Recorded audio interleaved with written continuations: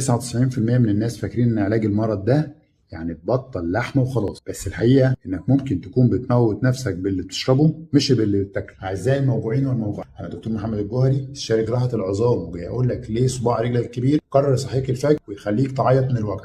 تخيل ان يجي لك نقرس وتبطل اكل الكباب وبقيت عايش على الجبنه القريش، وبرضه بتصحى حاسس ان في ازاز مكسر جوه مفصلك. بدات تشك في نفسك؟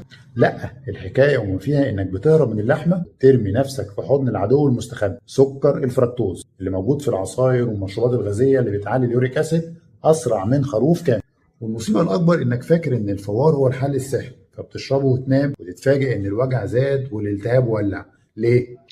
عشان انت بتعالج العرض وسايب المنبع اللي بيصنع الكريستالات دي في دم. لو صباعك وجعك دلوقتي او بتصحى من النوم مش قادر تلمس الارض، اكتب لي كلمه النقرس في الكومنتات وابعت لك فورا روشته غذائيه الدكاتره مش بيقولوها. عشان تخلص من خناقه كل يوم وتنام مرتاح لازم تفهم اولا ان